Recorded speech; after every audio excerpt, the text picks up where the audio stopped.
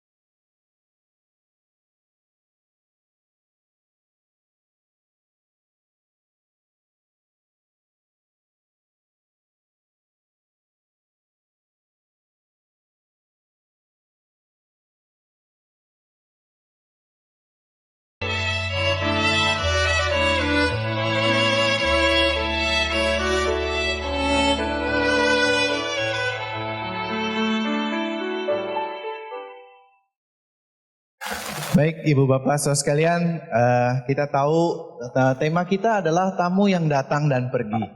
Siapa tamu yang datang dan pergi? Bukannya tamu itu kita datang ke rumah, ada yang datang di rumah terus kemudian dia datang dia pergi, bukan ya. Tentunya ini maknanya berbeda ya. Makna nanti akan Bante jelaskan secara panjang lebar. Tentunya adalah di dalam kehidupan kita sehari-hari kita mengalami banyak kebahagiaan, banyak penderitaan, kesulitan dan lain sebagainya. Kadang-kadang marah dan benci datang silih berganti, ya. Nah, Bante akan uraikan secara dari sisi Buddhistik hal yang baik ini yang masuk di dalam setiap hari di dalam pikiran kita antara suka dan duka. Dan sebelum saya berikan mic ini kepada Bante, tentunya saya mau karena ini saya tahu bahwa ini adalah jam siang yang biasanya orang sering ngantuk. Oksigen di kepala agak berkurang biasanya karena oksigennya lebih banyak digunakan di dalam perut untuk mengelola makanan baru habis makan siang. Jadi karena itu supaya Bapak Ibu semangat dan bisa dapat pelajaran yang bagus, yang baik masuk ke serap di dalam kepala, saya minta Bapak Ibu tepuk tangan sekali lagi. Yang lebih keras. Lebih keras lagi. Paling keras. Oke. Ya, salah satu cara untuk kita bersemangat tepuk tangan. Dan salah satu cara juga untuk kita bisa awet muda, tepuk tangan. Makanya kenapa saya salah satunya bisa jadi awet muda. Ya, bercanda ya. Baik, kalau gitu saya serahkan mic ini kepada Bante. Silakan Bante. Iya, selamat siang. Namo Buddhaya. Suki Hotu. Ya. Judul ini tamu yang datang dan pergi.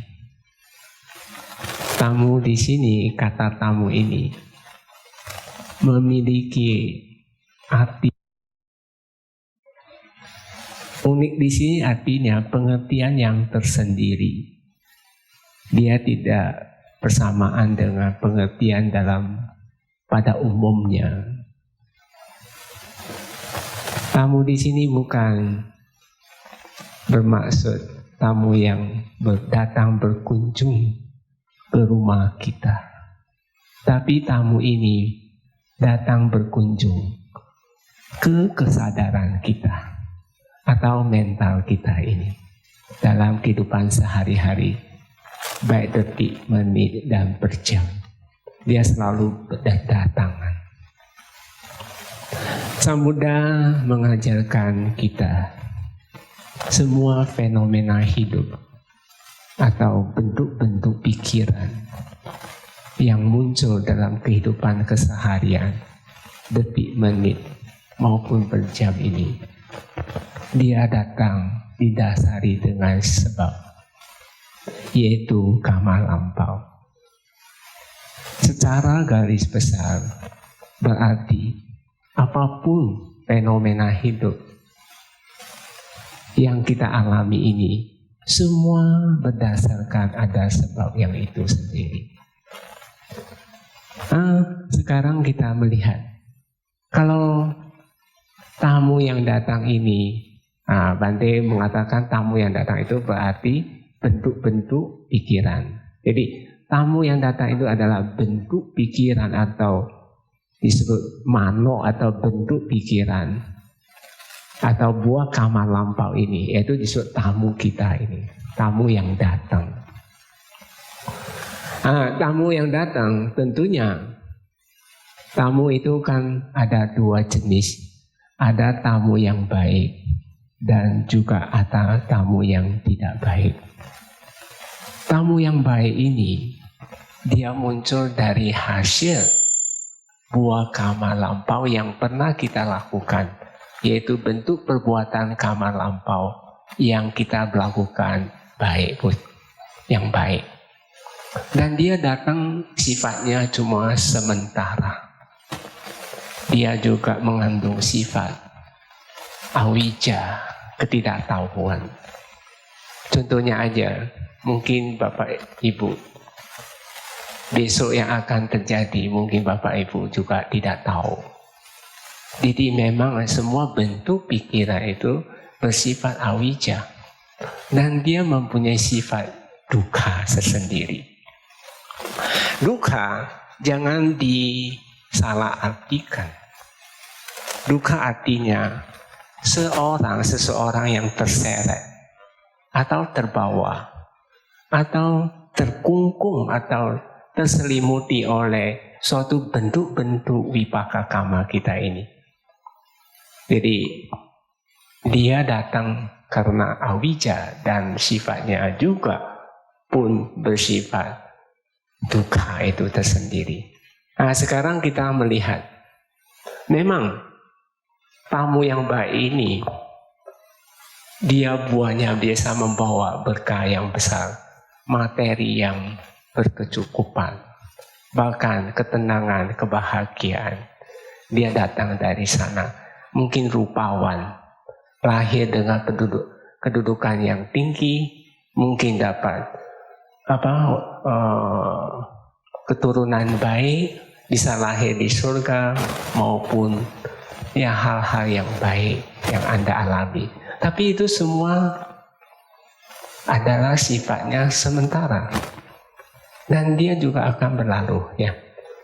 Demikian hal yang disebut tamu yang tidak baik. Tamu yang tidak baik, tentunya dia datang dari buah karma lampau yang kita pernah lakukan yang tidak baik.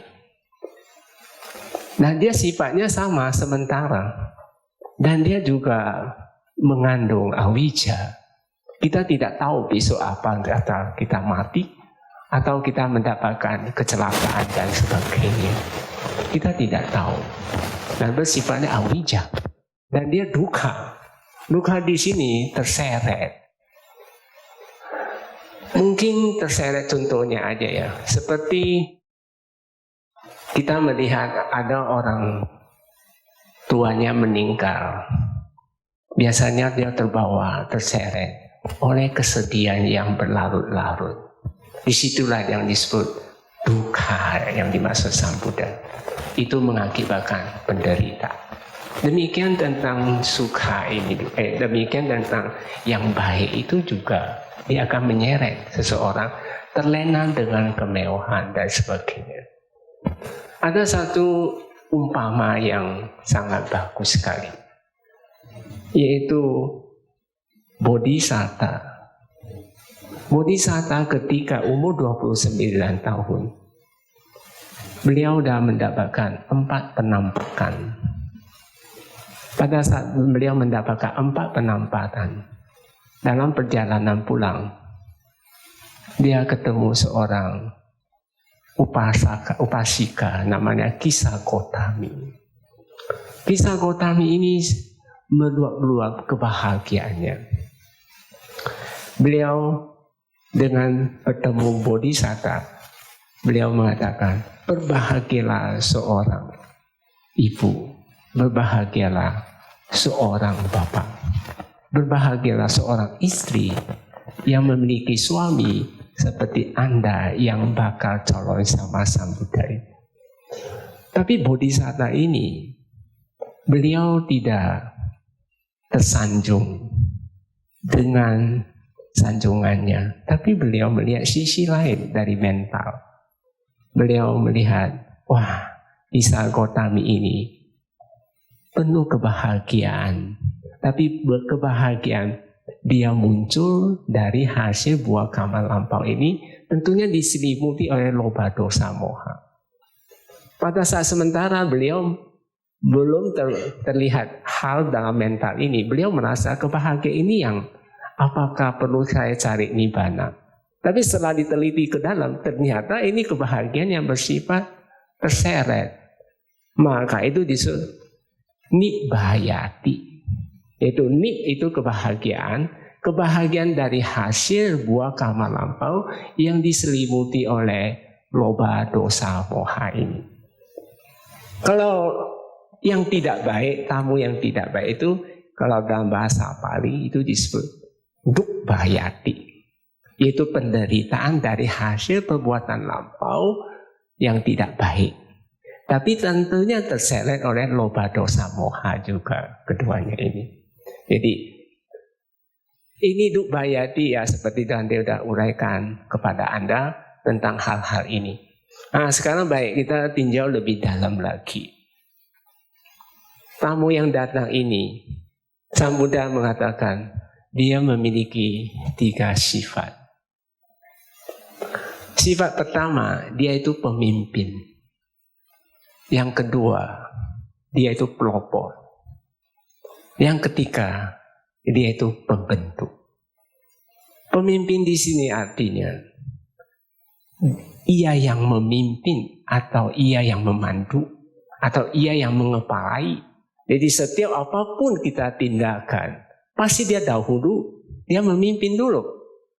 Contohnya kadang-kadang Anda merasa ngantuk nggak nanti? Dia mimpin dulu. Kalau kita kesadarannya nggak hati-hati, dikuasai dia. Kita akhirnya apalagi marah. Marah kalau dia mimpin dulu, kita jadi pemarah yang luar biasa. Nah, pelopor di sini, pelopor ya, ia yang berjalan dahulu. Artinya dia itu boleh dikatakan pembuka jalan. Membuka jalan dalam hal wipaka ini. Dan dia itu pembentuk, pembuka jalan dalam hal apa? Berbuat baik atau buruk. Kalau munculnya baik, ya kita bisa berbuat baik, benar atau tidak? Kalau dia munculnya jelek, kemarahan datang dan sebagainya, kita jadi orang yang paling jelek di dunia. Pemarah yang luar biasa. Kita melihat ya di masyarakat, banyak hal-hal yang demikian. Lalu dia pembentuk. Dia bisa membentuk buah karma yang akan datang.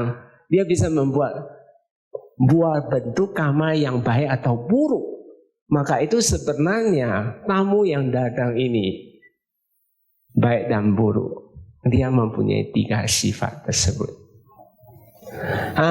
Baik, kalau kita pahami 3 sifat ini, lalu kita telusuri lebih dalam lagi. Sang Buddha mengatakan, tamu yang datang ini di belakangnya ada kail. Dia selalu mengkail. Dia mengkail apa? Dia mengkail kesadaran kita.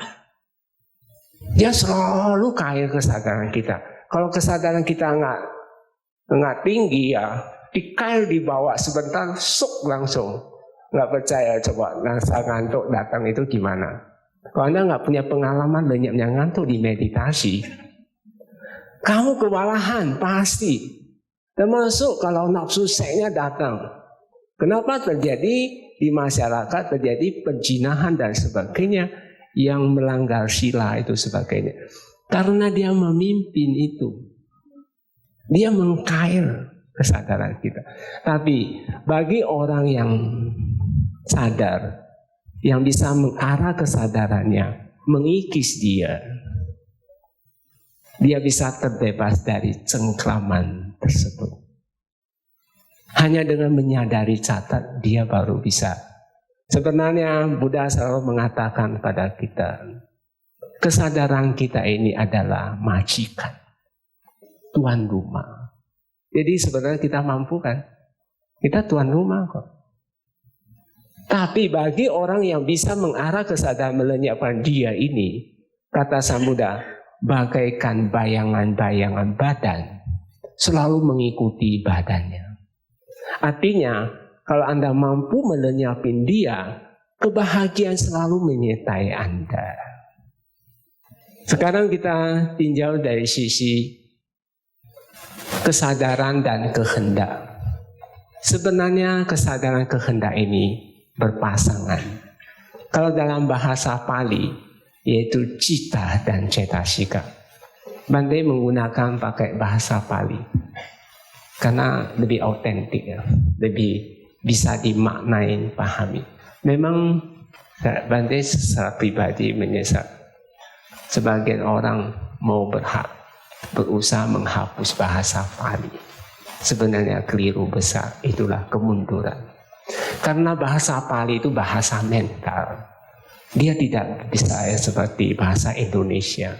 Banyak terjemahan yang kurang pas dengan apa makna yang tujuan yang disampaikan sang guru kita ini. Kalau Anda tetap masih mempertahankan, yang dikhawatirkan generasi penerus kita tidak mendapatkan makna pengertian sesungguhnya dari Sang Buddha ini. Jadi tetap bahasa Pali perlu dipergunakan. Nah, sekarang kita nggak usah bahas ini. Cuma Bante dalam kesempatan ini ingin ungkapkan pada Anda, sebenarnya bahasa Pali itu penting, karena itu bahasa mental. Kalau dalam yang Bante pelajari, cita cetasika, bolehlah saya terjemahkan adalah kesadaran dan kehendak. Kesadaran kehendak ini, dia selalu muncul bersama. Itu pun lenyap pun bersama. Waktu yang sama dan tempat yang sama. Jadi sebenarnya dia seakan-akan nggak bisa berpisah. Tapi bagi orang yang punya keyakinan berpraktek meditasi, dia mampu memisahkan mereka. Nah, tergantung kita. Kita mau memisahkan dia atau tidak. Kalau kita lengket dengan dia, kita terlena, terhanyut olehnya. Sehingga kita tidak jadi tuan rumah yang baik. Kita bukan jadi majikan yang baik. Kita itu cuma diperalat oleh semua bentuk-bentuk karma lampau yang berbuat. Nah, kalau kita demikian, bukankah sangat sungguh disayangkan? Kalau seseorang yang mampu mengarah kesadarannya, menyadari catat terhadap semua fenomena mentalnya, misalnya muncul ngantuk, Anda sadari dan catat, ngantuknya lenyap, Anda akan mendapatkan suatu kebahagiaan yang sangat luar biasa. Baik, kita tinjau dari 4 kesunyataan mulia. Sang Buddha mengajarkan ketika membabarkan Dhamma.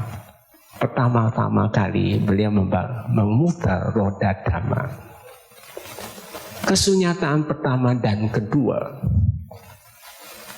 yaitu hidup itu dukkha dan sebabnya dukkha. Ini menandakan kita ini masuk di dalam satu dunia kemelekatan. Karena ada sebab. Sebab dukkha itu ada di 6 indria kita. Yaitu kama, canda, wibawa tangha dan bawa tangha itu sendiri. Bawa tangha dan wibawa tangha itu adalah kesadaran. Banyak orang suka atau tidak suka ya. 5 indria itu harus ditutup sebenarnya. Jangan terjebak dengan suka dan tidak suka. Itu hambatan. 6 indria kalau kita selalu ikutin dia, maka kita akan terseret. Maka itulah disebut awija.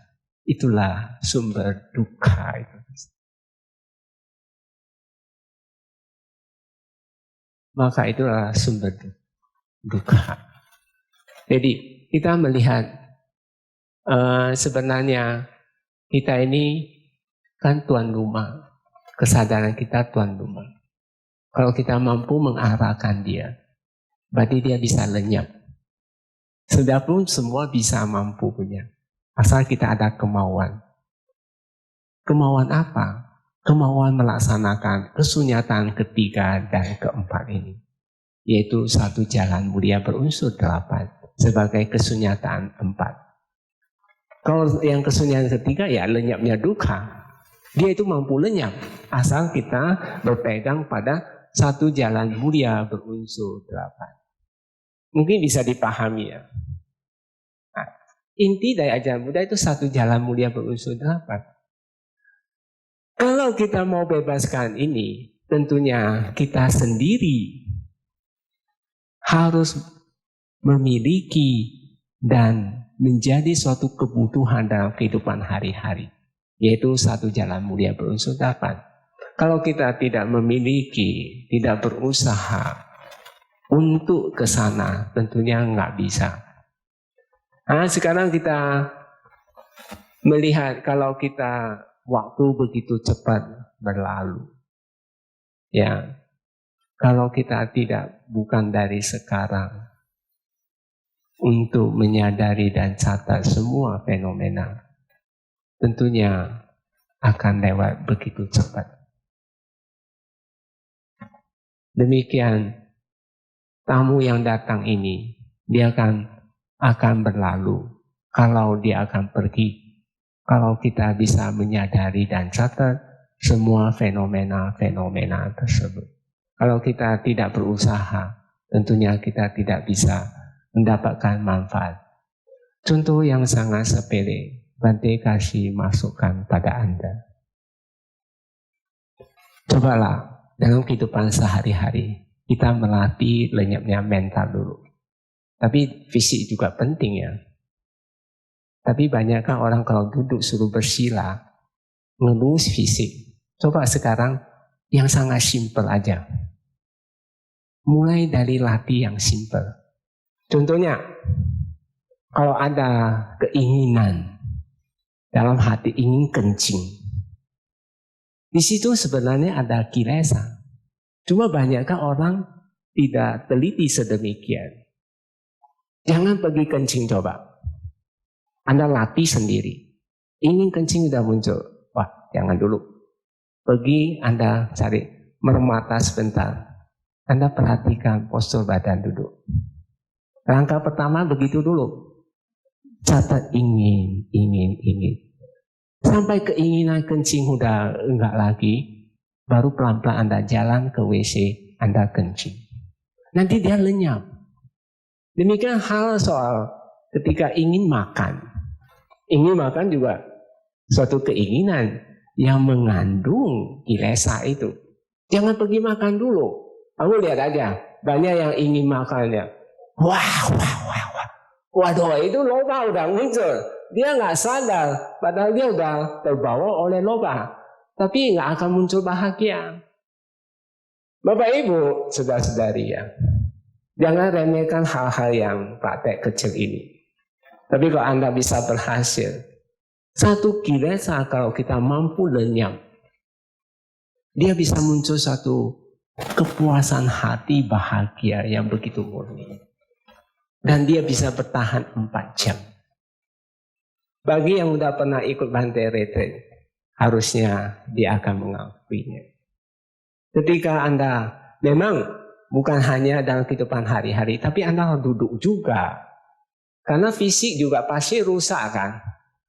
Fisik kita ini rusak dari 4 hal. Kita rusak dari perbuatan hari-hari. Perbuatan hari-hari ada 3. Yaitu apa? Pikiran. Kalau kita mikir kayak anak-anak kecil ya. Anak kecil jangan main komputer, main perang-perangan. Ya, mahasiswa ya. Main perang-perang. Atau main apa-apa. Sebenarnya dunia kota. Sebenarnya kadang-kadang berpikir ini sekarang ini dunia kota. Orang asik di kota-kota semua. Nasi jadi nasi kota. Benar atau tidak? Rumahnya bukan rumah kota dia tuh. Apartemen itu bukan rumah kota. Semua ini dunia kota jadinya. Yang paling bahaya itu kota yang kecil itu. Kalau dia mainnya dengan membunuh, bukankah dia menanam karma buruk melalui pikiran dia? Apalagi Bapak Ibu yang sering marah-marah pada anak, pada pegawai. Hati-hati, Anda menanam karma buruk. Dia akan mempengaruhi fisik kita. Fisik kita akan semakin lemah. Nggak percaya coba. Kalau Bapak udah habis marah, Anda capek nggak? Bante tanya. Capek nggak? Capek sekali. Demikian hal ini nggak perlu kan? Harusnya kita hindari. Fisik rusak dari perbuatan hari-hari. Yang kedua, dia dari kesadaran. Kesadaran itu dari dalam. Yang selalu muncul kita marah, kesel, ngantuk, ya banyak pikiran, galau. Itu kan dari dalam. Bukan dari sang Tuhan atau dari atas untuk menakdirkan kita harus jadi pemarah, tidak kan? Dia ada sebab. Sebab itu buah karma lampau yang kehidupan lampau kita berbuah. Jadi apapun yang muncul dalam kehidupan ini, itu semua dari lampau. Tapi apa yang kita lakukan, langkahi dalam kehidupan ini, dia itu adalah akan datang berbuahnya. Kalau kita tahu demikian, fisik rusak juga dari yang ketiga yaitu makanan. Sekarang kita bayangkan, makanan sekarang jumlah manusia di dunia berapa? Saya salah 9 miliar ada ya? 9 miliar. Bayangin, setiap hari bumi mau sediain makanan 9 miliar. Pertama pakai apa? Di dalam pakai apa istilahnya? Ya kimia-kimia ya. Kalau kita makan bukanlah sumber penyakit. Salah satu ya Bante pernah ke satu universitas. Bante nggak sebut universitas. Anak masih muda meditasi, kakinya udah nggak bisa merata, jengkeng ke atas semua, kaku. Karena dari makanan ya mecina apa-apa yang membuat dia itu urat-uratnya banyak. Tapi kalau manfaat meditasi, kita sering meditasi, kita kikis, kita mempunyai satu kemampuan di dalam.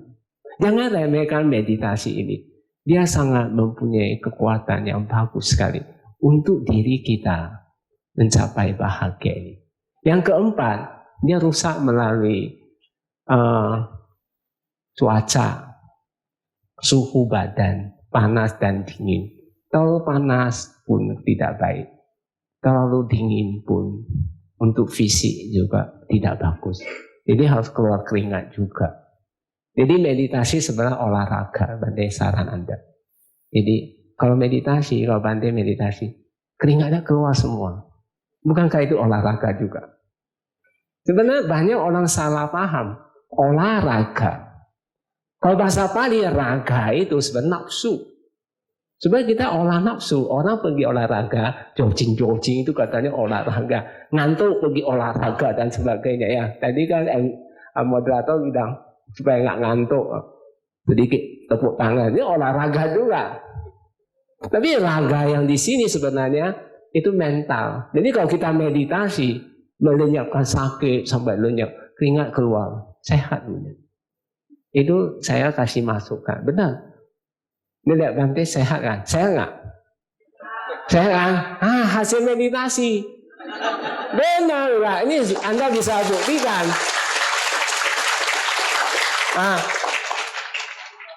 Sebenarnya apa yang Buddha ngomong? Ayu wano sukang balang. Jangan hanya dalam sebutan. Jadi ayu itu panjang umur. Kalau mau panjang umur, meditasi. Wano itu cemerlang, wajah yang seri-seri. Ada yang kusam-kusam wajahnya, pucat-pucat. Ini kurang meditasi itu. Benar punya. Tapi kalau orang selalu mengikuti kilesa-kilesa ini, dia pasti masalah keturunan, dia pasti nggak dapat. Ya, dapat pasangan pun jelek punya. Dapat anak pun jelek punya, nggak percaya? Percaya nggak? Percaya. Lu lihat orang hebat-hebat punya, dapat anak cacat. Kenapa demikian? Apa Tuhan yang memberi? Padahal kalau kita mau tahu rumus hukum karma, itu pas suami istri berhubungan, kalau silanya jelek sama dinya jelek, nah ini untuk pasangan muda ya. Kalau jeleknya ya, dia connectingnya ke alam bawah. Jadi yang alam bawah jadi anak dia. Akhirnya banyak penyakit lah, banyak apa-apa hal-hal ini. Kenapa ada orang yang silanya baik, kenapa anaknya pinter, nggak rewel-rewel, nggak banyak minta-minta? Itu kan karena lampau si anak ini, karena dia harus lahir di mana, tapi dia karena dia sila tinggi sama dia tinggi, dia koneknya di surga atau di alam lebih tinggi lagi. Mungkin dia kalau lebih tinggi lagi, apalagi bapak ibunya bisa sotapana satu sotapati. Wah, nanti dapat anaknya pasti sotapana yang mau lahir. Benar atau tidak? Sangat masuk akal. Tapi kalau Anda selalu mengikuti pikiran, perasaan, tidak selalu terhanyut dengan apa yang kamu miliki. Sebab Sang Buddha sudah mengingatkan kita. Hidup kita ini pendek. Dia berlalu pun sangat cepat. Benar nggak Pak Kemo? Sangat cepat. Lihat aja, sekarang 2015 sudah. Sebentar lagi Katina nggak percaya. Sebentar lagi ya. Meremata doang Katina datang. Meremata udah 2016 sudah datang. Sangat cepat. Tapi alam bawah lebih lama kalau kita bisa lahir. Tapi alam bawah juga walaupun lama, itu masih anicca. Tapi bagaimanapun lebih bagus. Tapi saya heran yang saya ketemu ke umat-umat ataupun yang sering bertemu, mereka pikiran lahir jadi manusia udah paling hebat, udah paling enak, paling bahagia. Itu mah mimpi sekejap doang. Jadi saran Bante, jangan buang waktu Anda. Tapi kalau Anda tidak mau meditasi, berarti ya, maaf ya, identik Anda menumpuk penyakit di jasmani. Pertama.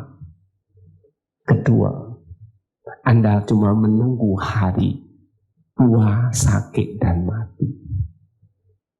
Aura Anda semakin menurun. Kesadaran Anda cuma berpikir apa? Loba dosa mohanya. Dan Anda siap harus menerima akibat usia pendek. Tua, sakit parah. Jadi Bapak Ibu yang hadir saya yakin sangat sehat sekali. Kita harus bawa bekal. Jangan sampai udah tua, sakit ya, repot. Coba kita perhatikan apa yang Buddha ajarkan. Kalau Buddha mengatakan, kita pasti akan akhir kehidupan kan, benar atau tidak? Pasti mati nggak di sini Bapak Ibu? Siapa yang nggak bisa mati? Saya mau kasih hadiah. Kalau Buddha mengajarkan kita, akhir kehidupan bahagia, dia langsung awal kehidupan pun bahagia kan? Karena kita belum capai arahat, pasti ada awal kehidupan. Kalau awal kehidupan itu bahagia. Tapi kalau akhir kehidupan derita, sakit-sakit baru mati, derita nggak? Awal pun derita. Ada satu cerita yang sangat baik. Ketika mungkin Bante nggak lengkap, cerita sepotong aja. Nanti kalau waktu cukup saya akan ungkap lebih. Ini cerita di Kosambi sih sebenarnya. Cerita Kosambi. Dua kelompok biku bertengkar. Satu ini mengenai winaya. Satu ini mengenai dhamma. Masing-masing mempunyai pengikut 500 biku 500. Ini winaya dara. Ya, satu dhamma dara. Satu dhamma dara ini ketika itu dia masuk ke WC meninggalkan satu air kotor sedikit. Lalu si winaya dara masuk. Bante, Anda apati? Tahu apati? Pelanggaran katanya. Apati pacitia. Oh, dia maaf Bante, saya nggak tahu. Ya, maaf, saya nggak ada cetana untuk hal ini. Si winaya dara marah karena ego ya, nggak pernah meditasi begitu. Nggak pernah meditasi, selalu emosi, selalu menyalahin salah orang. Lalu dia mengatakan kepada muridnya, si Upajaya, si Dhammadhara ini udah salah, udah apati, tapi tidak mau sadar. Lalu si murid ini ketemu murid si Dhammadhara, ngomong, guru kamu udah langgar, udah apati, tapi tidak mau sadar-sadar. Wah, muridnya juga marah kan, lapor ke gurunya. Gurunya ngomong, dulu boleh, sekarang kok nggak boleh. Mereka pembohong katanya. Oh, di sana muridnya ketemu murid lagi, ngomong lagi, ribut kan, benar atau tidak? Akhirnya terjadi kedua kelompok antara biku. Dua kelompok biku ini nggak bisa lelai, sampai bikuninya itu pun dua kelompok. Upasaka upasika yang pro winaya, dukunglah winaya. Yang upasaka upasika yang pro dhamma, pro dhamma. Jadi dua kelompok lagi. Tapi yang celakanya bukan hanya upasaka upasika, dewa-dewa pun berdua kelompok. Yang dewa pro winaya, satu dewa yang pro dhamma. Ribut kan? Sampai Buddha menelaikan sebab para biku itu setiap uposatha itu selalu ada perminta maaf ini.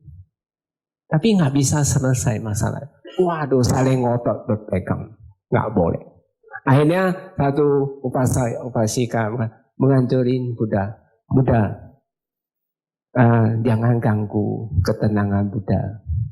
Sebaiknya Buddha tinggalkan mereka. Akhirnya Buddha satu saat beliau ambil patah, tinggalkan mereka tanpa pamit, langsung masuk ke hutan. Ketika masuk di hutan ini, ketemulah pengumpul garam. Beliau membabarkan manfaat persatuan ini. Si pengumpul garam pun mencapai sotapanna. Lalu ketemu satu upasaka lagi, membabarkan tentang masalah kecil bisa menghancurkan yang besar. Artinya, kata Buddha, pasak kayu, tahu pasak kayu ya? Bisa mematikan seekor gajah gede katanya. Nah ini akhirnya Buddha masuk. Ketika itu ada satu ekor gajah yang memang udah bosen sama kelompok dia itu. Dia ketemu lihat Buddha. Wah, dia samperin. Wah, dia mau layani Buddha. Dia ada pohon, dia sapu-sapu dan sebagainya. Pakai dangking sapu-sapu. Ada sapu. Dia ambil air, masak air, petik buah. Masak air dia udah pintar. Dia pakai batu keletuk sama daun kering ya.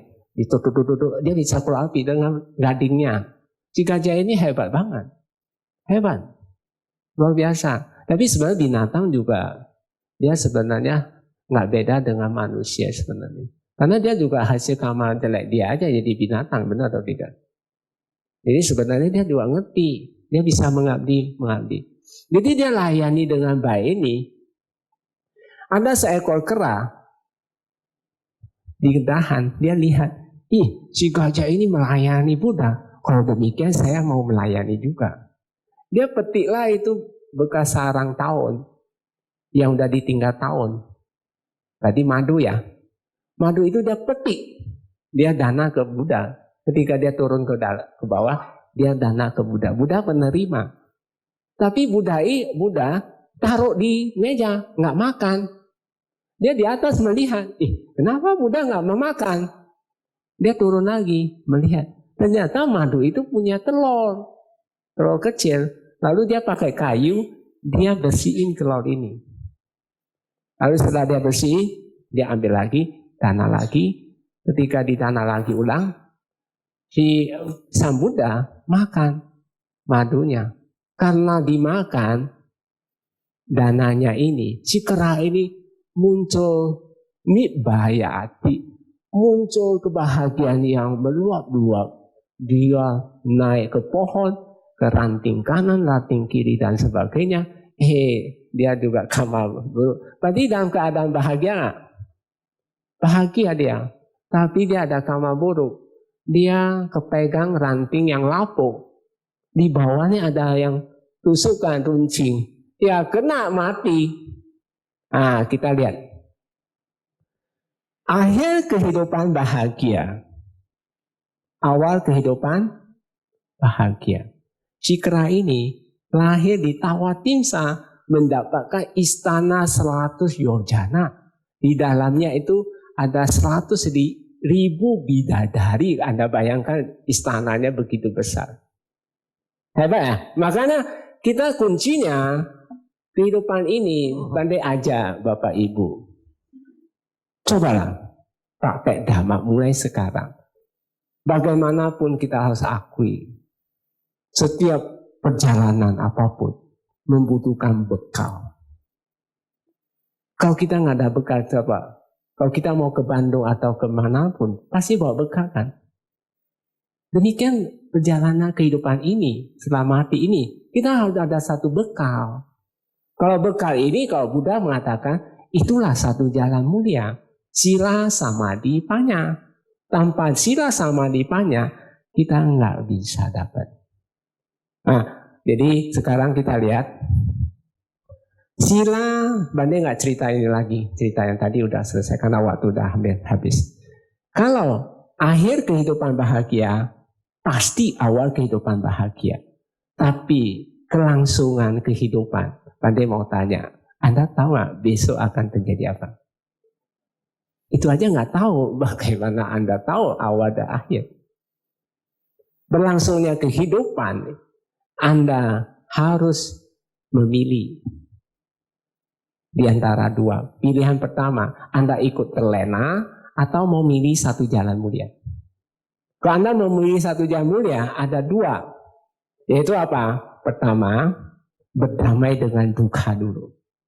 Ya, dalam kehidupan sehari, kamu harus buat damai.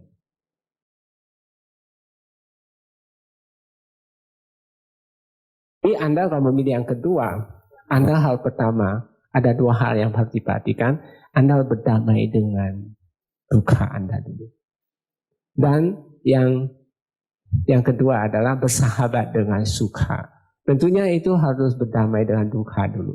Sesuai apa yang Buddha ajarkan. Para Buddha mengajarkan ke kita, jangan berbuat jahat dulu. Baru perbanyak perbuatan. Jangan berbuat jahat pun tidak cukup. Tapi harus perbanyak perbuatan baik. Tapi perbanyakkan perbuatan baik pun tidak cukup. Karena kita harus ingat, di belakang kita memiliki, kita warisi karma-karma begitu banyak. Kalau nggak dibersihin, bagaimana kehidupan hari-hari kita bisa bahagia ini? Nah, tentunya kita mau cari bahagia, mau cari bekal, Anda harus sucikan hati pikiran. Sucikan itu adalah meditasi ini. Menyadari catat, semua fenomena yang muncul. Karena semua muncul itu ada sebab. Pasti mempunyai kaya. hati-hati dengan kailnya. Jadi kalau kita berdamai dengan duka, maka Anda harus ingat jangan berbuat jahat. Perbanyak perbuatan baik, sucikan hati dan pikiran. Dan Anda harus memiliki satu jalan mulia sebagai bagian kehidupan kita. Kita harus berdana. Kita harus jalankan sila. Berdana dan bermeta dulu. Karena dasar dari pembentukan sila itu dari dana dan dari meta.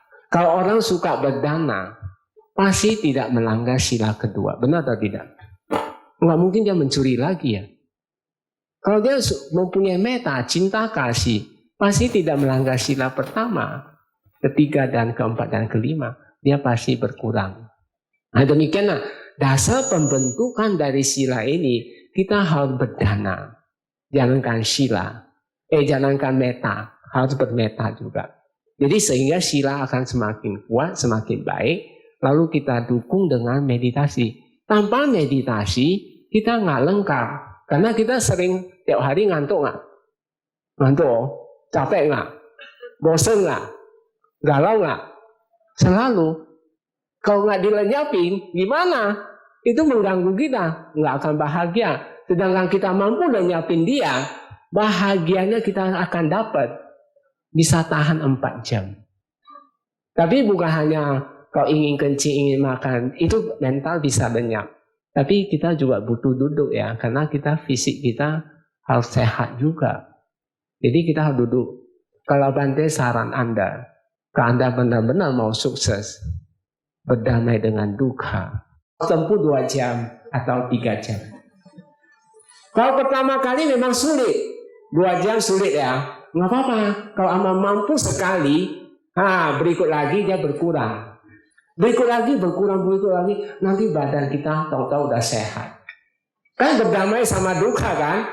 Mau berdamai? Mau Anda lakukan ini. Caranya ini demikian sangat efektif. Galau datang, yang gampang. Kalau galau pikiran banyak, ngantuk datang ya. Paling gampang, duduk tegak, perut ditahan ke dalam. Tahan nafas. Kenapa harus tahan nafas? Tahan nafas itu menahan proses dia. Sebenarnya objek kita pakai nafas banyak rugi kita. Sehingga Anda jangan setempat, nggak bakal berkembang. Meditasi 20 tahun ya begitu-begitu aja. Lalu saya coba tes aja. Tapi kalau Anda pakai jasmani, cepat. Kembangnya cepat, dia berkembang. Banyak udah dapat manfaat. Kemarin retek lumayan ada 150. Tapi yang dapat manfaat juga rata-rata boleh dikatakan. Nah, ini cuma kasih masukan. Minimum 3 jam. Muncul ngantuk, kempes perut. Kalau yang galau, tapi kalau kempesnya tahan nafas, Anda harus sadari ubun tulang ekor, tancap. Catat tancap, karena arah atas ke bawah, yang satu arah tancap. Lakukan sekali aja, lalu duduk sentuh. Duduk artinya kita merem mata, kita duduk postur badan duduk, kita catat duduk titik pantat kanan, duduk di depan. Ulang lagi, kempes lagi, tahan nafas. Kalau dia nggak mau lenyap, 5-4 kali dia udah nggak mau lenyap, berarti itu galau punya. Galau punya, galau. Ciri-ciri galau itu paling gampang kalau mau temuin dia. Dia cuma muncul satu masalah itu aja. Misalnya Anda rindu rumah ya, itu rumah, nanti muncul lagi itu rumah lagi, nanti muncul lagi itu rumah. Atau Anda ingat sahabat atau pacar ya, itu aja pacar muncul, itu aja pacar muncul. Berarti itu galau. Cara ngatasi galau paling efektif ya, Anda duduk tegak, perut tahan ke dalam. Tahu badan sama ya. Posisi duduk Anda itu catat. Duduk, catat rapat. Kalau kita catat rapat, cita-cita itu dia nggak ada selah masuk dia. Nah ini mental, paling gampang. Kalau Bapak Ibu nggak percaya, coba datang ke tempat center Bante, retek 10 hari, bakal pulang bahagia. Mau? Mau ya? Bante tunggu Anda. Kebetulan ada retreat tanggal 23 Desember ini 10 hari. Ya Pak Tomo harus udah nggak boleh tawa supaya bahagia. Nah, jadi kalau mau bersahabat dengan suka itu harus retret panjang. Tidak boleh pulang lagi ke Bakom tuh sampai kualitas pulang. Udah kualitas Anda boleh pulang. Tempat Bante bangun ini bukan untuk Bante, ingat. Bante tahu semua orang kelahiran pasti butuh ini, praktek ini. Karena orang bisa lahir, berarti kiresa masih banyak kan? Benar atau tidak? Kita masih banyak. Kalau udah sampai arahan, kita udah nggak bakal lahir lagi. Nah, maka di dalam satu ayat Dhammapada, Buddha mengatakan, memang bantuan orang tua sangat besar, kata Buddha. Tapi bantuan yang paling besar, kalau kita bisa membantu kesadaran kita, mengarah dia, menyadari catat sampai lenyapnya kilesa satu persatu, itu paling besar, kata Buddha. Karena kita udah capai suci tertentu, kita nggak perlu lahir lagi. Kalau nggak perlu lahir, apa perlu orang tua lagi? Kan tidak perlu lagi ya. Semoga uraian ringkas ini bisa menggugah pengertian Anda. Sebenarnya proses hidup-hidupan ini sangat sederhana. Masalahnya kita tidak mau mencoba cara duduk dengan baik, menyadari catat. Sangat efektif. Kalau Anda merasa pendapatan berkurang dan sebagainya rezeki, berarti ada menjejak. Ada buah kamar menjejak Anda. Anda butuh pergi ke Bakom, retret, duduk, lihat dia sampai lenyap. Benar atau tidak?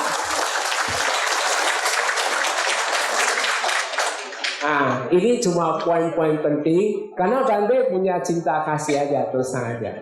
Sebenarnya kenapa Bante mau begitu ngotot untuk Anda praktek? Tapi bukan mau menyiksa Anda, tapi supaya Anda bahagia doang. Bukan tujuan Bante ada apa, enggak. Bante sisa punya hidup untuk Dhamma. Saya mengabdi pada Guru Agung kita, Dhamma Sambuddha, karena beliau berpesan, Anda sudah dapat manfaat. Demi cinta kasih Anda menyebar. Ya, baiklah, karena waktu sudah cukup ya, saya serahkan ke moderator. Yes. Baik, kasih tepuk tangan sekali lagi dong. Iya. Ini ada 500 orang, kayaknya baru 100 orang yang tepuk tangan. Ayo 500 orang semuanya. Oke. Nah, Ibu Bapak, bagus sekali ya apa yang diuraikan oleh Bante, dan saya sangat hari ini juga menggugah saya sih. Untuk itu saya mau ngomong dulu di depan umum. Kalau saya nanti tanggal 23 mau ikut retret Bante. Mau menyadari bagaimana hidup berdamai dengan duka. Nah, ya berarti justru. Nah, ini Ibu Bapak Saudara sekalian, kita akan nanti lakukan tanya jawab. Tapi sekarang Bapak Ibu boleh, kan di dalam tas itu ada notes ya. Boleh catat dulu kira-kira pertanyaannya supaya nggak lupa ya. Tapi sebelum saya serahkan mic ini kepada MC untuk melanjutkan acara berikut, mari saya berikan sedikit kesimpulan apa yang sudah Bante bicarakan tadi. Jadi apa tema kita hari ini, tamu yang datang dan pergi. Jadi kita tahu bahwa apapun fenomena hidup kita itu berdasarkan karma dari masa lalu kita yang datang dan pergi ini. Apakah itu yang baik ataupun yang tidak baik, ya? Nah, Bante tadi katakan ada 3 sifat dari tamu yang datang dan pergi itu, yaitu dari pemimpin, pelopor, dan pembentuk, ya. Nah, hanya yang menyadari yang mampu bisa melenyapkan. Tadi yang Bante ceritakan ada kailnya itu. Jadi kalau saya datang marah atau apa, nah, mengikut menjadi kailnya. Nah, itu hanya orang yang bisa menyadari yang mampu itu. Terus kemudian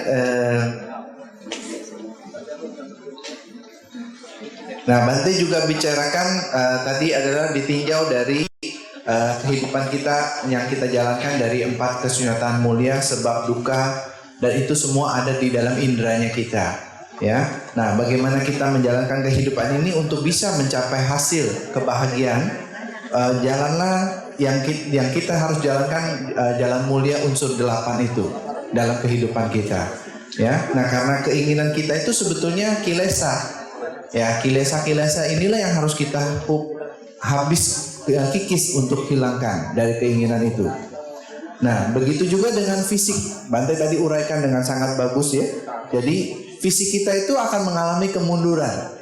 Ya, nah Bapak Ibu mungkin kalau Anda mau catat supaya fisiknya jangan mundur, masih diingat-ingat. Jadi pertama itu dari perbuatan kita. Perbuatan yang kita lakukan itu bisa membawa fisik kita menjadi mundur. Ya, mungkin Anda sering bergadang, sering dugem, pergi ke kafe malam-malam. Nah, perbuatan-perbuatan itulah akhirnya membuat fisik jadi mundur, jadi kurang tidur dan lain sebagainya ya. Terus kemudian kesadaran yang masuk dari dalam itu. Anda sering marah-marah dan lain sebagainya ya. Nah, hati-hati gitu. Terus kemudian dari makanan yang kita masuk ya, hati-hati dengan makanan yang kita masuk, hati-hati dengan apa yang kita makan. Seperti orang barat bilang, you are what you eat, begitu ya. Jadi apa yang masuk itulah yang nanti akan menjadi dari diri kita. Makanya saya suka bilang juga di dalam suatu kesempatan saya suka bilang, pernah nggak Anda lihat kalau andai kata ada di dalam sebuah truk bawa di dalamnya itu ada keranjang isinya ayam. Kadang-kadang ayam itu semua ditumpuk-tumpuk begitu kan? Itu kalau masih mending dibawa oleh mobil. Tapi pernah nggak kita lihat ada orang bawa ayam itu ditaruhnya di belakang, terus kepalanya di bawah, digantung gitu kan? Tahu nggak itu? Kita saja nih kadang-kadang kalau kepala kita di bawah terus, lama-lama pusing nggak? Stres kan? Nah itu darah mengalir di kepala ini nih, sudah di kepala gitu, sampai langsung masuk di pabrik. Langsung dipotong, ayam itu langsung mati. Begitu mati, darahnya masih di kepala kan? Lagi stres ini ayam. Makanya kalau Anda Bapak Ibu sering makan fast food, makan ayam yang begitu, Anda sering stres setiap hari. Ya itu akibatnya, karena Anda sudah makan dari daging yang sudah kena stres gitu loh. Dia lagi stres, kemudian dimakan lagi sama Anda. Ya, nah itu makanya hati-hati ya. Itu dari makanan. Nah cuaca, ya. Jadi dari cuaca kita harus juga itu yang menyebabkan kemunduran. Nah, oleh karena itu apa yang Bante katakan adalah jalani meditasi. Karena meditasi itulah sebetulnya membuat kita menjadi lebih baik pikiran dan perasaan kita. Ya, kalau kita tidak meditasi, apa yang terjadi? Kita memumpuk penyakit dan kemudian ini melenyapkan tua dan mati ya Bante ya? Kalau meditasi ya? Iya menunggu, menunggu bukan melenyapkan, saya salah tulis ya. Jadi kalau kita tidak meditasi akhirnya hanya menunggu tua dan mati kita saja. Ya, nah inilah sebetulnya yang penting yang Bante ingin katakan praktek di dalam menjalankan kehidupan kita. Karena ini adalah bekal Bapak Ibu. Nah saya memang saya ingin kasih testimoni juga nih ya, karena waktu kemarin saya waktu ini untuk acara ini saya juga testimoni sama orang-orang yogi yang meditasi di summit tempat Bante ini. Mereka sudah meditasi bahkan sampai ada yang tahunan gitu. Tadi diputarkan juga videonya ya. Jadi begitu selesai meditasi retret 10 hari mereka nggak pulang karena merasa menikmati kebahagiaan itu. Jadi saya wawancara sama mereka ini. Kebahagiaannya itu susah untuk diukir gitu, diungkapkan gitu. Dia rasakan sampai akhirnya mereka nggak mau pulang. Itu ada seorang dokter dari Sumatera sana, 3 tahun sudah di tempat Bante itu, meditasi di sana, melepaskan. Tujuannya yaitu yang ingin dicapai. Saya juga ingin coba rasakan itu, makanya saya mau coba nanti retret tempat Bante ya. Terus karena saya dulu sering latihan retret, jadi memang dalam 1 tahun sekali saya biasakan diri saya untuk cas diri saya. Mengecas gitu ya. Jadi mudah-mudahan setiap hari kalau Bante kan tadi anjurkan 1 hari 3 jam nih ya. 3 jam katanya. Ya Bante bilang 3 jam. Saya cuma hanya mampu 1 jam. Setelah 1 jam nggak bisa lagi. Bukannya nggak bisa karena harus kerja kan. Jadi saya nggak tahu nanti ngaturnya. Oke. Nah jadi itu praktekkan itu dan kemudian ya jadi jangan sering terlena dalam kehidupan, jalankan jalan mulia 4 jalan utama ini, ya. Nah dengan demikian itulah perbuatan yang bisa membawa hasil yang bagus di dalam kehidupan kita. Dengan perbuatan, dasar dari pembentukan sila adalah mulailah dari cara kita berdana dan meta. Lalu kemudian didukung dengan meditasi. Jadi berulang kali Bante sudah menekankan kepada kita. Guru Buddha sudah mengajarkan juga kepada kita. Sekarang kalau kita lihat umat-umat yang lain juga belajar meditasi dari ajaran Buddhis. Kalau orang lain mereka aja melihat manfaat meditasi begitu bagus, kenapa kita umat Buddhis tidak mau lakukan? Dengan meditasi banyak hal yang kita bisa dapat. Saya merasakan sendiri manfaat ini dan saya juga merasakan hasil dari akibat dari meditasi ini. Karena saya masih rutin lah jalankan ini juga. Jadi saya juga anjurkan kepada Anda, kalau Anda sebagai seorang umat Buddhis, kalau Anda mau kehidupan Anda lebih baik, maka jalankan meditasi. Nah, mudah-mudahan itu membawa kebahagiaan di dalam kehidupan Bapak Ibu. Mungkin ada yang menggelitik buat Anda sehingga Anda ingin mau lebih jelas. Nah, pada kesempatan ini saya katakan sangat beruntung kalau Bante mau berbagi dan memberikan masukan yang membuat Anda menjadi tercerahkan lah ya, tercerahkan. Jadi ini kesempatan yang baik.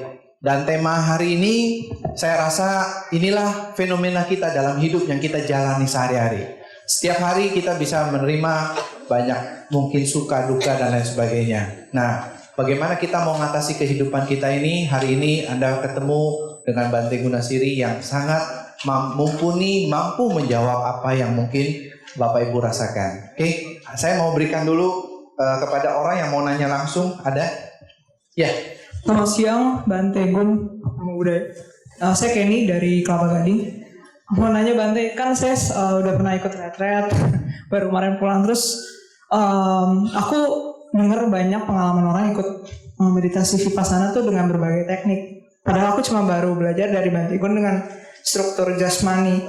Terus apa bedanya dengan teknik-teknik yang lain? Padahal kan nibbana cuma satu. Terus aku juga masih bingung karena baru belajar Buddha dengan aliran Bante yang Theravada. Terus dibandingin sama aliran-aliran lain yang kayak Mahayana, Theravada, Tantrayana, Buddhayana dan segala macam. Jadi aku masih bingung. Makasih.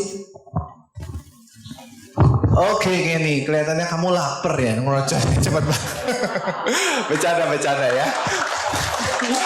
Oke, jadi ya, ini biar hanya ini aja ya. Oke, nah ini pertanyaan Kenny adalah tekniknya. Beliau nih Kenny ini baru saja pulang nih. Ada rasakan sesuatu ya Kenny ya, manfaatnya? Pasti ya. Nah, jadi tekniknya kenapa dari yang Bante Gunasiri ajarkan teknik jasmani, nanti Bante akan uraikan. Silakan Bante. Ya. Baik. Pertanyaannya bagus sekali. Tentunya didasari dengan pengalaman. Mungkin Bante ingin sedikit mengurai. Meditasi, memang apa yang Buddha ajarkan itu ada dua. Samatha sama vipassana. Keduanya ini perbedaannya hanya di objek. Kalau samatha, objeknya sifatnya mati. Seperti sinar, dia mati, dia tidak akan bergerak. Tapi vipassana, objeknya hidup. Dia itu barang hidup. Nama rupa itu. Nama rupa dalam bahasa Indonesia diterjemahkan. Sebenarnya, tapi di buku-buku terjemahnya kurang pas. Maka saya bilang bahasa Pali itu tidak pas. Nanti Anda nggak akan ketemu ketika Anda meditasi. Terjemahan di beberapa buku. Tentu aja samadhi diterjemahkan konsentrasi. Itu sebenarnya kurang pas. Terlalu merendahkan maksud dari Buddha. Samadhi artinya sebenarnya kesadaran, di mana kesadaran itu terbebas dari kekuatan batin. Contohnya, kalau kesadaran kita lagi marah-marah, berarti kita punya kesadaran belum ada samadhi. Maka kita butuh samadhi. Bagaimana membebaskannya ini? Mungkin kita harus melihat sisi objek dulu. Kalau nama rupa itu timbul dan lenyap. Dan itu adalah satu kehidupan. Timbul dan lenyap. Dan dia itu bukan barang yang mati. Ketika Anda mati, kau memang Bante akui. Bagi sebagian besar yogi, kalau dia belum mencapai tataran insight, tentunya melihat nama rupa itu masih kabur. Tapi bagi umat awam yang biasa dalam kehidupan hari-hari, saya yakin Anda pernah rasakan. Contohnya sangat sederhana. Ketika Anda mungkin dalam keadaan tenang, kadang-kadang kita bisa merasa di sini ada kedip-kedip, timbul lenyap seperti itu. Timbul lenyap itulah yang disebut nama rupa. Dan nama rupa ini, dia menerima apa yang kita buat. Dan dia menyimpan, dan waktunya tiba, dia mengeluarkan. Tapi kalau objek ini kita pegang, maka akan menimbulkan pembersihan. Sang Buddha mengatakan di Dika Nikaya, nama rupa itu teman sejati. Tapi ingat, nama rupa itu kalau jadi teman, kalau kita sadari dan catat, dia bisa membawa kita pembebasan. Karena ketika kita menyadari dia bisa melepas semua stok-stok karma yang kita miliki itu. Memang kalau kita belum sampai tataran demikian, mau tak mau Anda harus pakai jasmani dulu. Karena dia berada di jasmani kasar ini. Menurut Abhidhamma, nama rupa apa? Ada di seluruh jasmani. Tapi yang paling dominan, dia berada di perut. Karena perut ini ruangannya agak kosong ya. Berbeda dengan hidung. Dia di hidung juga ada, tapi sangat sulit dia ketemu. Anda sangat sulit ketemu dia. Tapi saya harap Kenny jangan hanya praktek di situ aja. Kalau bisa Anda lecok, kalau Anda bisa sampai insight. Ketika insight, di sini dia nama rupa timbulnya itu otomatis dia muncul di perut kita ini. Di bawah pusat sedikit, nanti dia otomatis timbul lenyap. Tentunya dia berupa tusukan-tusukan. Tapi sebelum dia timbul, dia ada gejala-gejala tertentu. Nah, tentunya mungkin Bante ngomong di sini, Anda akan nggak ngerti juga ya. Bante cuma mengajak Anda. Sekali lagi, tempat meditasi Bante ini tidak memandang sikap kaya atau miskin dan sebagainya, terbuka dan gratis. Anda boleh datang membuktikannya tanpa harus mikirkan berapa biaya Anda harus keluar dan sebagainya. Nggak seperti center lain-lain. Memang banyak guru mengajar. Ada yang bilang harus samatha dulu, baru ke vipassana. Sebenarnya itu keliru 100%. Sekarang kita melihat banyak orang lahir, tidak semua orang lahir dari alam Brahma atau dewa. Ada yang lahir dari binatang atau dari alam peta jadi manusia. Tentunya dia sok karma, meninggalkan memori di dalam luarnya itu sangat besar sekali. Dia nggak mungkin memegang objek samatha, nggak mungkin. Dia pun harus sampai insight dulu, baru dia boleh masuk ke jana. Jadi dia harus bersihkan dulu. Karena nama rupa dia timbul lenyap. Kita perhatikan jasmani ini, dia terjadi pembersihan. Nggak percaya? Coba Anda nanti baik sekali Anda duduk tegak ya. Anda usahakan Bante harap Anda kempes perut. Coba Anda dalam kehidupan hari-hari Anda bedakan. Kalau perut Anda diloloskan sama perut selalu ditahan ke dalam, keadaan kamu kesadaran bagaimana? Pasti jauh lebih bagus, kesadaran kita lebih mindful ataupun lebih mawas diri terhadap masalah-masalah Anda hadapi. Kalau kempes, minimum kita sekutu dia karena dia ada di situ. Kalau kita tahan sebentar, dia kadang-kadang kita lebih jelas, nggak kabur-kabur. Tapi kalau Anda terlalu lost, coba sebentar lagi ngantuk, sebentar lagi kita capek, sebentar lagi kabur. Tapi memang ini hanya Bante saran Anda di kehidupan hari-hari seperti demikian. Tapi tetap harus duduk. Coba mulai latih dari kecil bagi anak-anak, bapak ibu yang punya anak. Nonton TV jangan duduk di kursi, coba duduk bersila. Suruh dia duduk sila dulu. Kalau dia udah sila udah kuat, nanti dia latihan sebentar, tinggal main saja yang kita arahkan dia bagaimana dia mengamati pelan-pelan. Nah, perbedaan Kenny Perbedaannya itu ada hanya di objek. Memang Bante akui ada yang harus melalui inilah, melalui ini. Tapi Anda boleh studi banding aja kalau saya rasa lebih tepat. Karena kita tetap, Bante tetap memegang apa yang Guru Agung kita ajarkan, ehipasiko, datang dan buktikan. Dan Anda harus pakokkan satu Kalamasuta. Kalamasuta itu Anda harus jadi pegangan. Sang Buddha ketika ditanya itu Subhada. Subhada itu upasaka yang terakhir. Dia menanyakan pada Buddha. Katanya si A datang mengatakan tekniknya yang terbaik. Dia bisa capai sekian. Datang si B mengatakan si A jelek.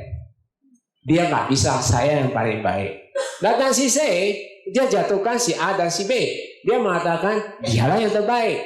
Datang si D, dia bilang ada dia yang terbaik. Nah, Buddha mengatakan di Kalamasuta ini, Anda jangan percaya karena apa tertulis apa dia seorang biku atau seorang apapun. Tapi kalau selama yang dia ajarkan Anda praktekkan tidak membawa manfaat, Anda boleh tinggalkan. Tapi kalau Anda apa yang diajarkan kamu praktek mendapat manfaat, Anda terus pasti ketemu. Masalahnya apa? Kenapa Sang Buddha bisa mengatakan di Kalamasuta seperti demikian? Masalahnya cuma kita ada bentuk karma di dalam. Dia fenomena cuma itu doang. Nggak loba, ya dosa, moha. Pekerjaannya dia doang itu. Tentunya orang yang belum capai insight, yang masih kabur-kabur itu, yang belum insight-nya ini, dia itu tetap loba dosa moha, tapi kasar sekali. Tentunya dia sangat sulit dikaburkan. Orang yang belum capai insight nama rupa ini, dia itu dibungkus kekotoran batinnya tebal sekali. Dia harus pakai super atau pakai senjata laser ya. Laser itu. Kalau dia nggak mau pecah-pecah, kalau dia nggak, ini lapisan ini Anda nggak bantu hapusin dia, Anda nggak bisa melihat ini, dia nggak akan muncul. Tapi kalau dasar sempat Anda hapuskan dia, nanti dia sini muncul otomatis, timbul lenyap-lenyap. Nah itu saya rasa Bante di forum ini nggak bisa ngomong banyak, tapi yang jelas, cobalah lebih baik tekun lagi memakai jasmani. Bante yakin pasti Anda dikit banyaknya mendapat manfaat. Kikis sedikit demi sedikit. Dengan kikis sedikit demi sedikit ini, dia pelan-pelan akan terkisi sehingga dia terpecah. Tentunya Anda harus punya satu usaha perjuangan. Seperti tadi Bante awal sudah jelaskan.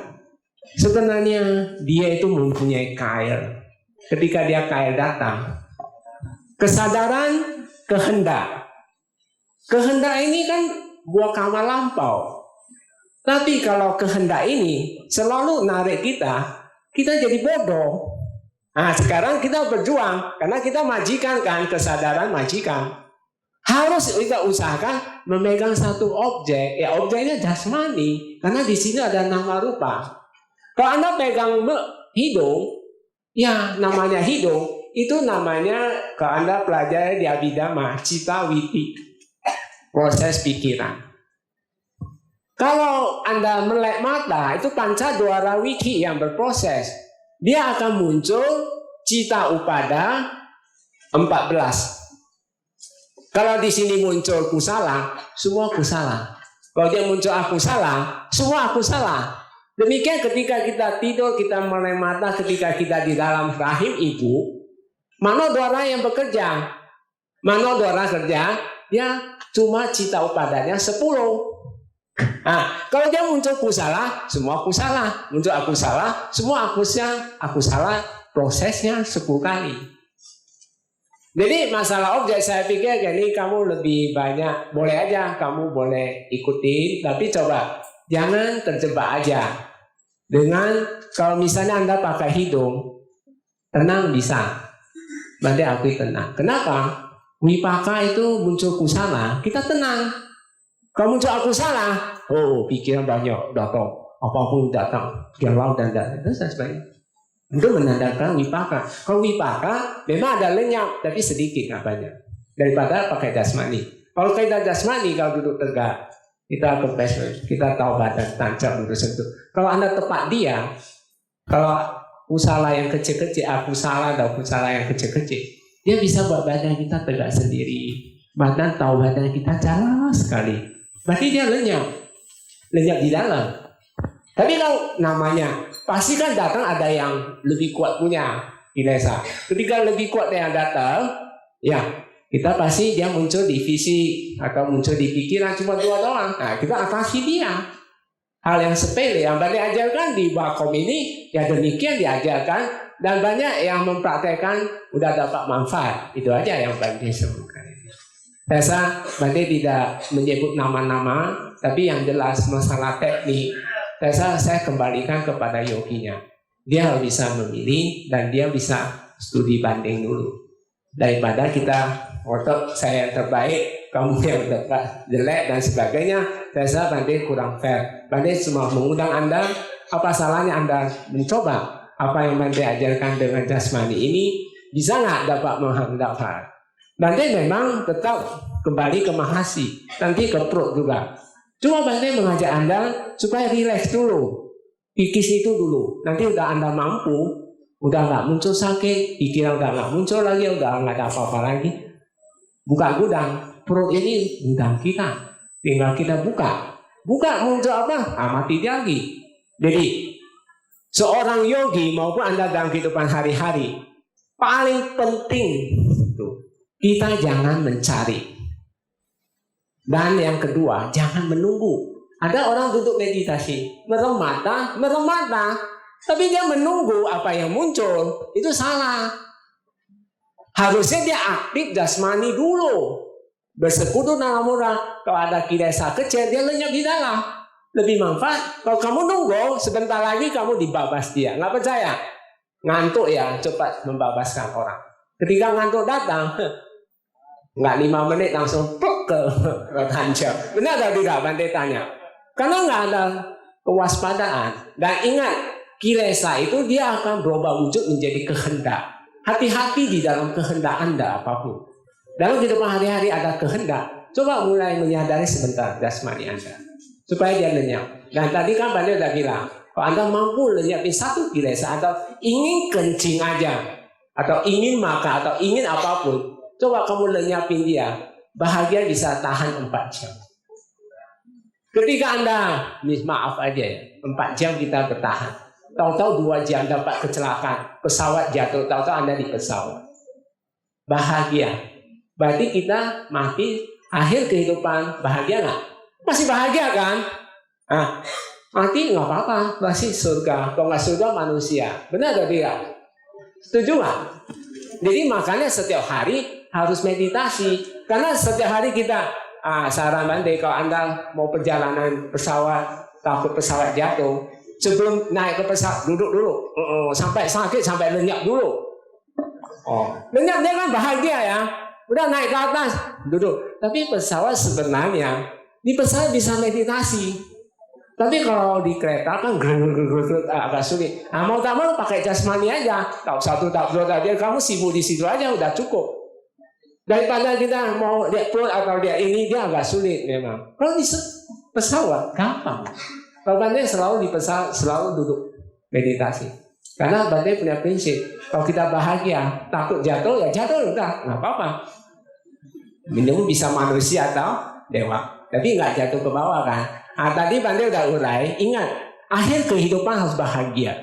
Jadi, Bapak Ibu, saudara-saudari, bagi yang masih muda, jangan cuma pikir pacaran, cari uang dulu. Justru masih muda, harusnya meditasi dulu. Jangan cari pacar, cari apa dulu. Cari mental dulu. Karena ini pekerjaan yang harus dikerjakan. Banyak manusia selalu menunda-nunda pekerjaan ini. Benar atau tidak? Kehidupan lampau, kita udah menunda. Nantilah kehidupan akan datang, lahir jadi manusia, saya meditasi.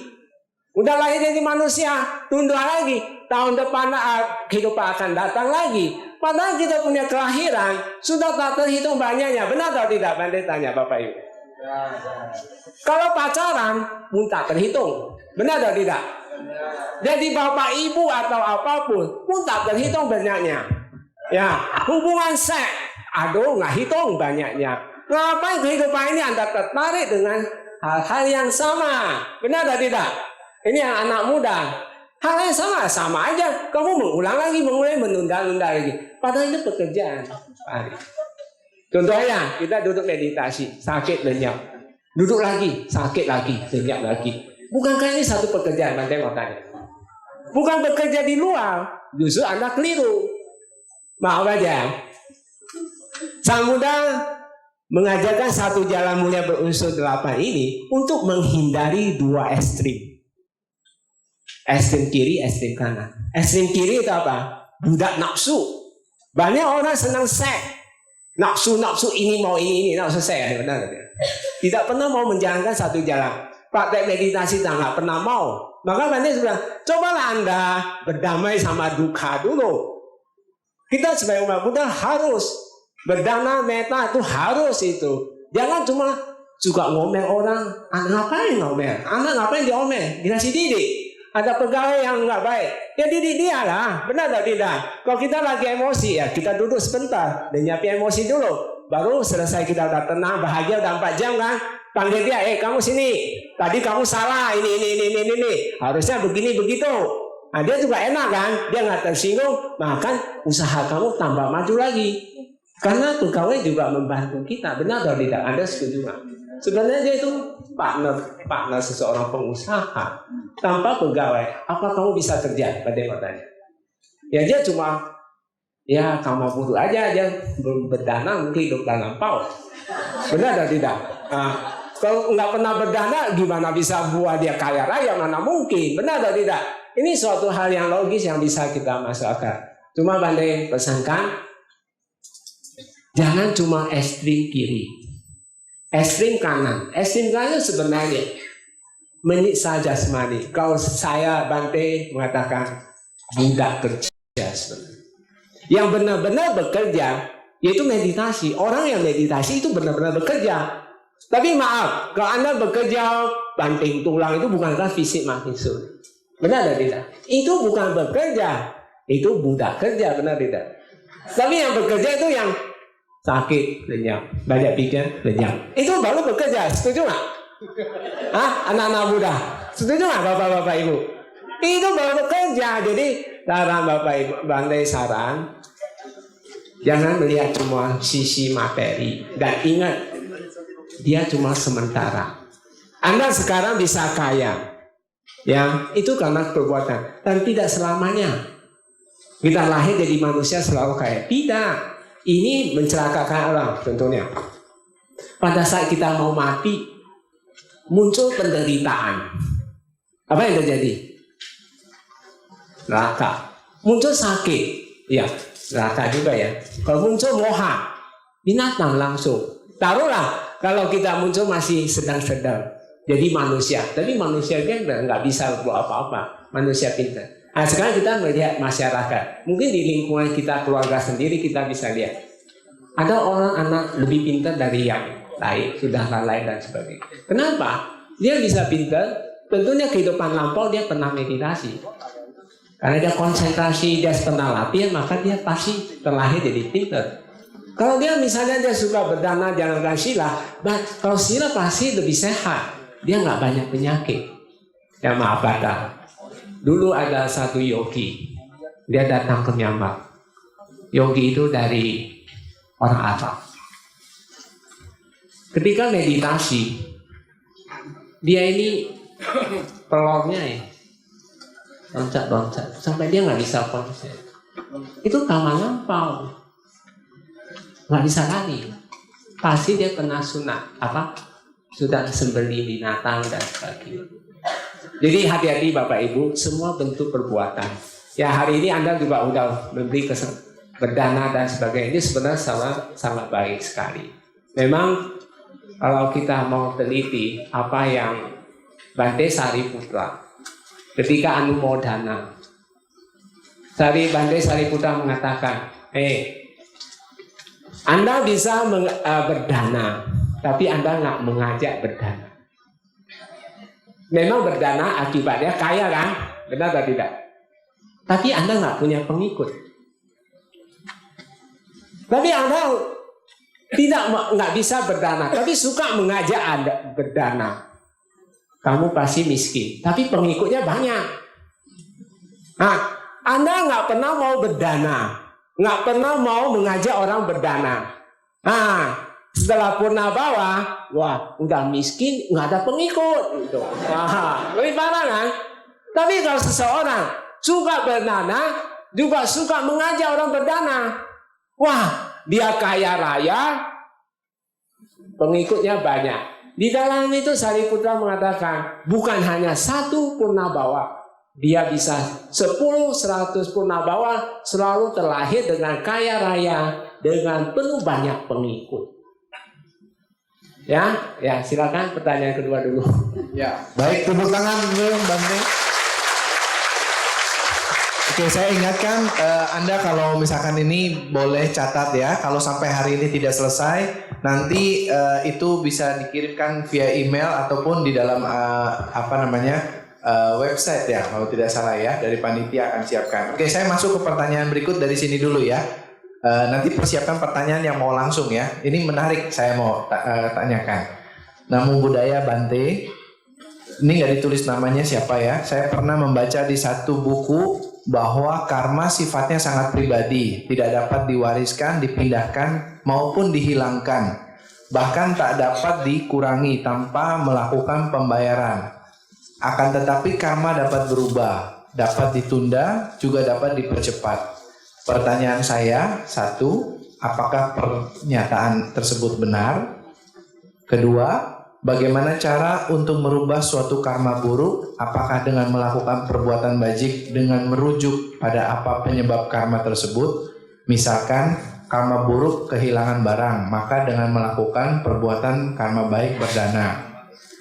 Ketiga, di manakah kita dapat mengetahui hukum sebab akibat yang lebih detail, yang tertera di Karma Sutta agak terbatas? Misal, apa sebab dari karma buruk gampang keseleo atau salah urat?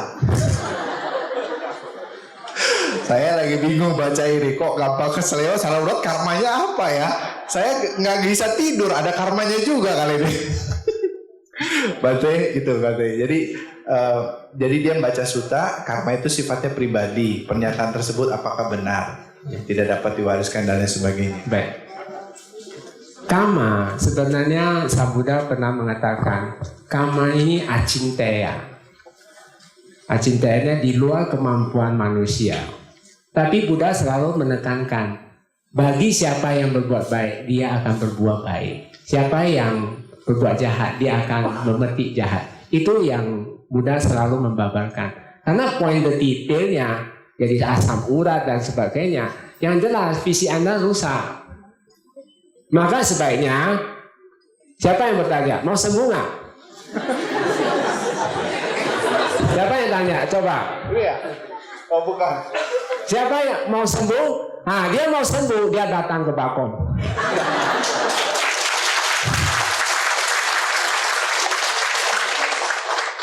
Nggak usah pikirin biaya, gratis. Cuma Anda berjuang. Amati dia, akan selesai. Maaf, ada satu yogi ya, dia ada kista. Dia juga bisa sembuh dari hasil cuma hanya melihat sakit, bosan ngantuk dong. Banyak orang keliru yogi. Ketika dia muncul sakit di kaki, ya sebenarnya kita ngamati di titik saat. Kenapa tadi Bante jangan mencari, jangan menunggu apa yang muncul kita amati. Dhamma nggak bisa kita atur-atur, nggak bisa. Dia muncul apa kita amati dia. Kalau kita amati di sini sembuh kaki, nanti dia menyembuhkan organ lain. Tahu-tahu keriksa dia udah hilang dan sebagainya. Banyak hal-hal yang memang nggak bisa melalui akal sehat kita berpikir. Karena semua ada kaitan.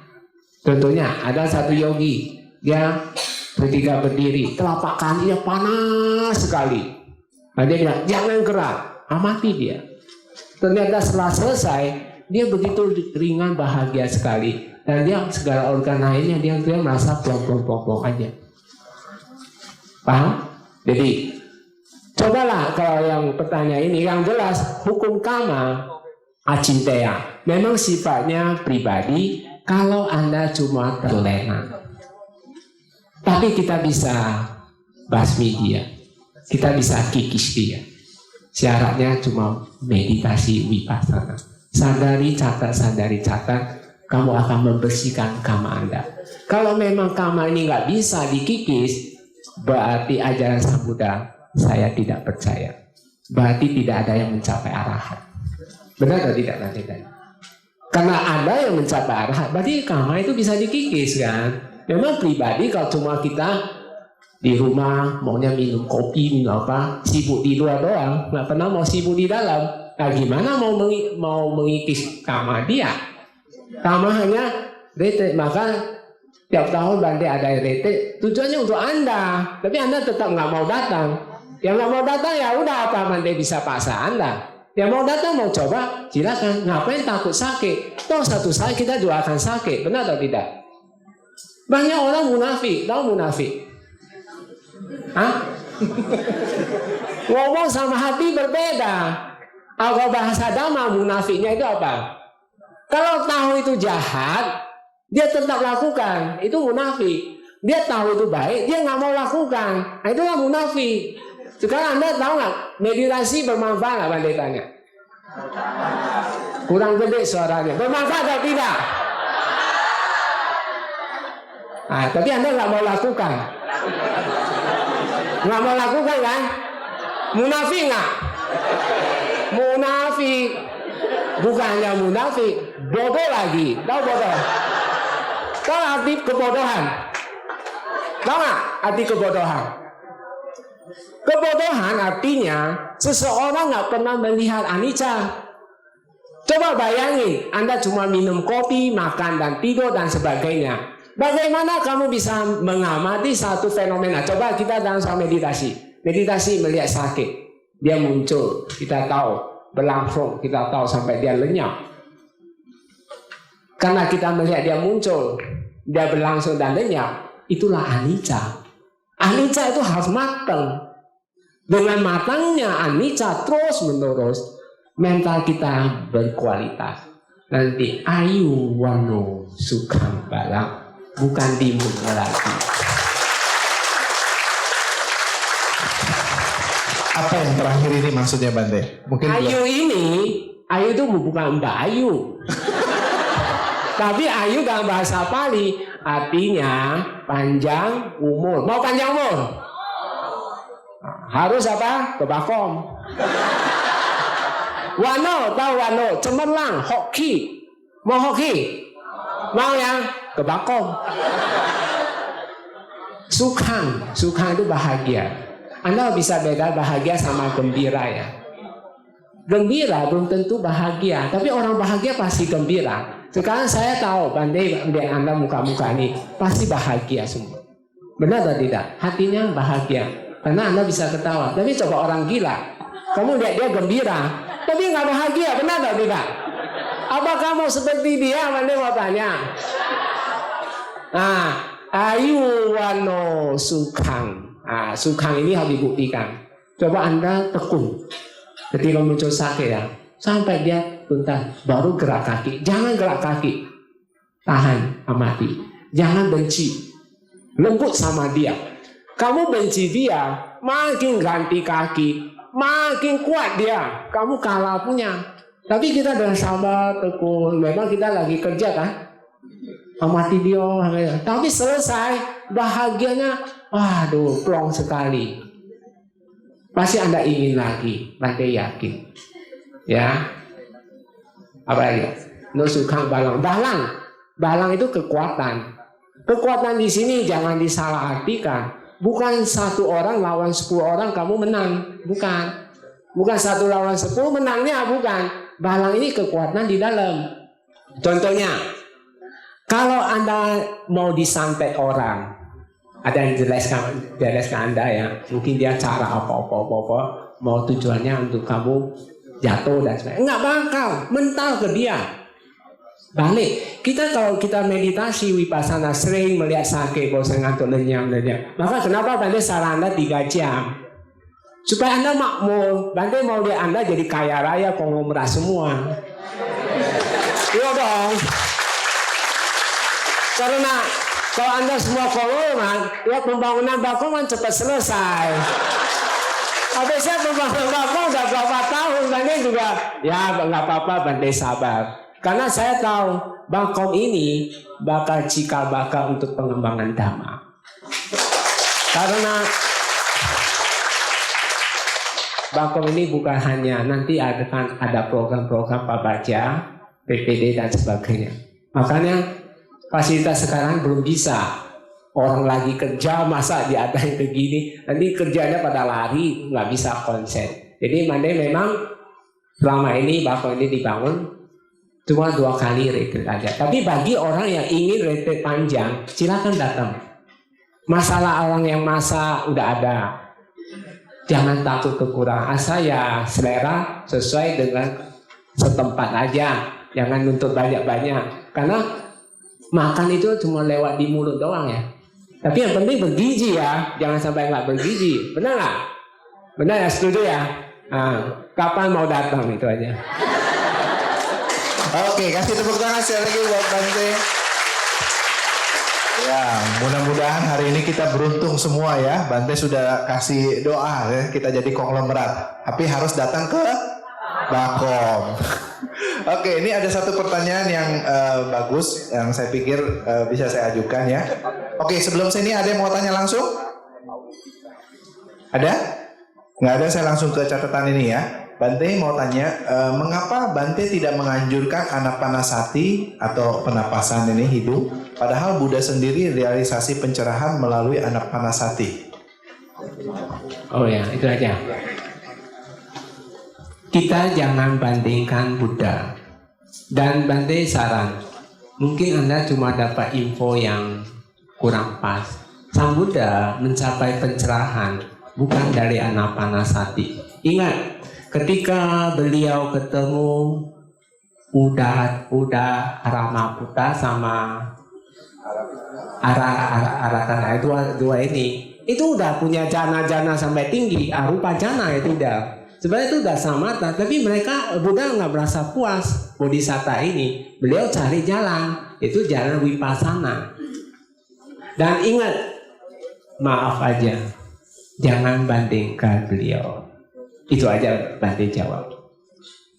Beliau punya parami. Saya saksi, kita ngeri kalau Bante bulu kuduk merinding. Kita nih nggak ada apa-apanya sama Buddha.